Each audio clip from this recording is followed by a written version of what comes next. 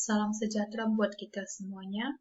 Materi kedua mata kuliah pengantar ilmu pendidikan yaitu terkait hakikat pendidikan. Apa itu hakikat pendidikan? Pendidikan pada hakikatnya adalah usaha sadar untuk mengembangkan kepribadian dan kemampuan di dalam dan di luar sekolah dan berlangsung seumur hidup dan dilaksanakan dalam lingkungan keluarga, sekolah, dan masyarakat. Karena itu, pendidikan merupakan tanggung jawab bersama antara keluarga, masyarakat, dan pemerintah. Kebutuhan manusia akan pendidikan itu menjadi penting karena pendidikan membantu mengembangkan potensi-potensi ke arah yang baik. Pendidikan tidak hanya penyampaian pengetahuan, akan tetapi pendidikan juga untuk memanusiakan manusia. Konsep dasar pendidikan yaitu 5W1H. Yang pertama, why? Mengapa pendidikan itu dibutuhkan oleh manusia? Yang kedua, what? Pendidikan itu apa? Ketiga, who? Siapa pendidik dan peserta didik itu? Keempat, when? Kapan pendidikan itu berlangsung? Kelima, where? Di mana berlangsungnya pendidikan? Dan yang keenam, how? Bagaimana berlangsungnya pendidikan itu? Bicara pendidikan, pendidikan itu adalah pendidikan seumur hidup. Pendidikan tidaklah selesai setelah berakhirnya masa sekolah, tetapi merupakan sebuah proses yang berlangsung sepanjang hidup. Proses pendidikan yaitu proses evaluasi non-diskriminasi, dinamis sifatnya, intensif, mendewasakan manusia, ada keterlibatan individu, dan sifatnya kontinu, ada adaptabilitas atau kemampuan beradaptasi, serta near limit, tiada akhir.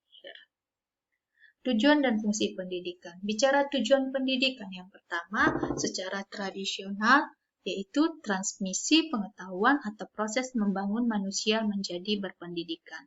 Tugas utama pendidikan itu apa? Menanamkan keyakinan dan memfasilitasi proses belajar siswa.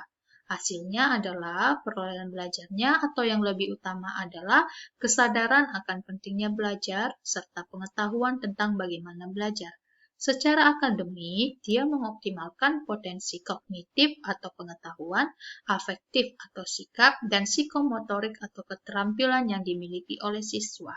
Kemudian, mendorong dan membantu siswa mengembangkan sikap bertanggung jawab terhadap kehidupan pribadinya, yang sosialnya, serta memberikan kontribusi dalam aneka bentuk secara luas kepada masyarakat. Yang berikutnya tujuan pendidikan apa? Yaitu meningkatkan dan mengembangkan tanggung jawab moral siswa. Berupa apa? Kemampuan untuk membedakan mana yang benar, mana yang salah, dengan spirit atau keyakinan untuk memilih dan menegakkannya.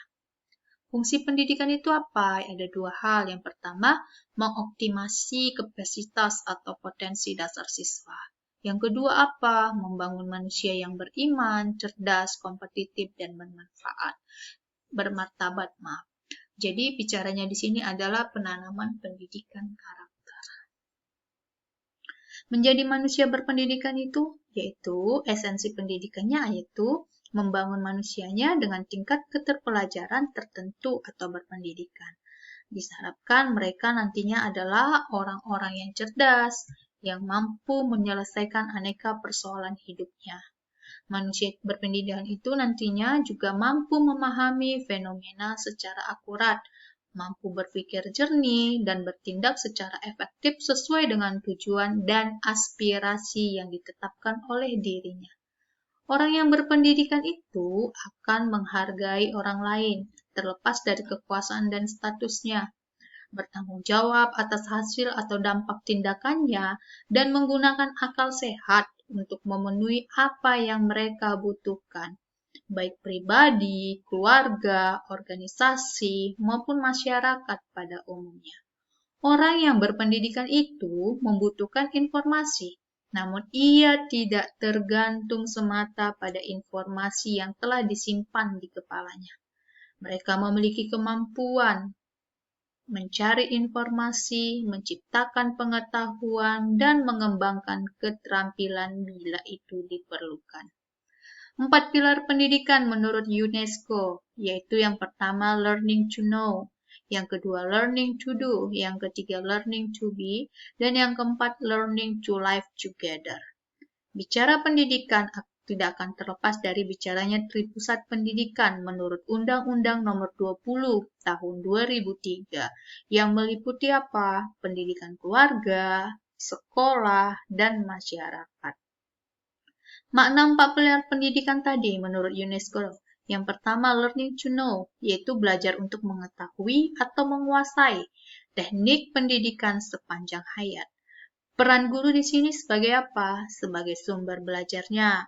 Dia juga penguasaan materinya, fasilitator, pelayanan kepada siswa, dan demonstrator, yang dimana guru tersebut menunjukkan kepada siswa, melakukan pembinaan, dan lain sebagainya. Learning to do, yaitu belajar untuk menerapkan atau mengaplikasikan, atau di sini dia bekerja. Di sini yang dibutuhkan adalah psikomotorik atau keterampilannya.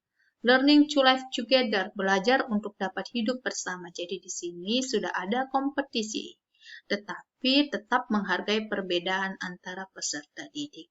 Learning to be, yaitu belajar untuk menjadi, menumbuhkan karakter yang baik di dalam dirinya. Pendidikan sepanjang hayat itu bagaimana? Pendidikan sepanjang hayat, pendidikan bukan hanya berlangsung di sekolah.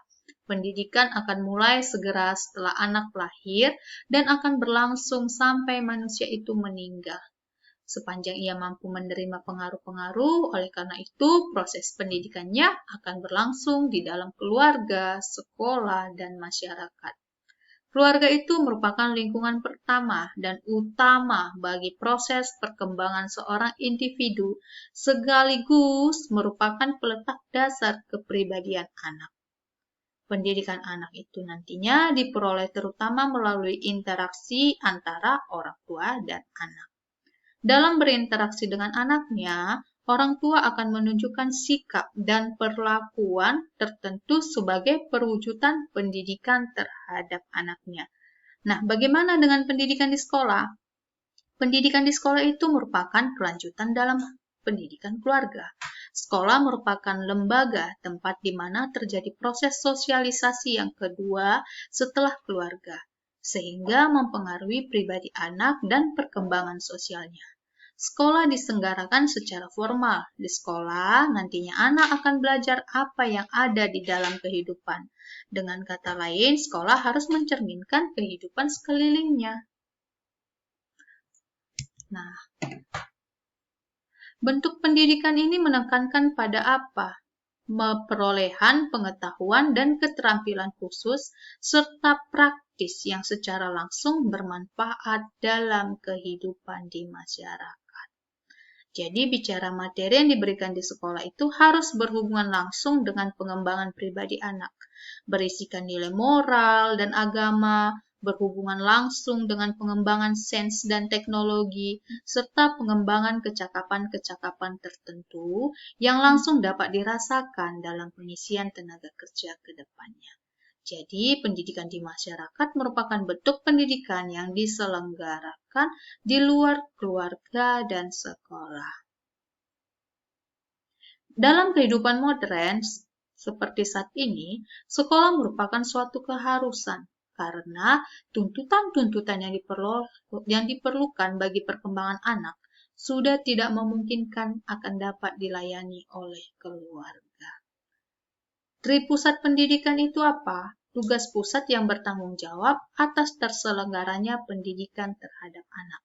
Jadi bicara tripusat, tiga pusat pendidikan, yaitu keluarga, kemudian sekolah, dan yang ketiga adalah masyarakat. 3 tempat pergaulan atau lembaga pendidikan tersebut nantinya akan mempengaruhi pembentukan kepribadian serta tingkah laku anak. Pendidikan keluarga, informal, setelah perkawinan pendidikan berlangsung secara alami dan wajar. Pelaksanaan pendidikan di lingkungan pendidikan, tugasnya apa? Tujuannya apa? Untuk membimbing, mengajar, melatih, dan memberikan peran orang tua. Orang tua di sini perannya apa? Bertanggung jawab, memelihara, merawat, melindungi, mendidik agar anak tumbuh dan berkembang. Fungsi pendidikan keluarga itu apa? Sebagai pengalaman pertama masa anak-anak, menjamin kehidupan emosional anak, menanamkan dasar pendidikan moral pada anak, memberikan dasar pendidikan sosial, serta meletakkan dasar pendidikan agama bagi anak. Nah, di sekolah, sarana yang secara sengaja dirancang untuk melaksanakan proses pendidikan. Sekolah itu bertanggung jawab atas pendidikan ketika anak diserahkan ke lembaganya. Fungsi sekolahnya apa? Membantu orang tua mengerjakan kebiasaan yang baik, serta menanamkan budi pekerti yang baik kepada si anak. Memberikan pendidikan untuk kehidupan di dalam masyarakat yang sukar atau tidak dapat diberikan di rumah. Yang berikutnya, fungsi sekolah melatih kecakapan seperti membaca, menulis, berhitung, serta mengembangkan kecerdasan pengetahuannya. Yang terakhir, memberikan pelayanan etika, keagamaan, dan lain sebagainya. Diharapkan dari fungsi pendidikan di sekolah yaitu adanya pengajaran yang mendidik, peningkatan dan pemanfaatan pelaksanaan program belajar dan pembelajaran, pengembangan perpustakaan sebagai sumber belajar, serta peningkatan dan pemantapan program pengelolaan sekolah. Nah, bicara yang terakhir adalah masyarakat, yaitu fungsi masyarakat bisa dilihat dari tipe sosial budayanya.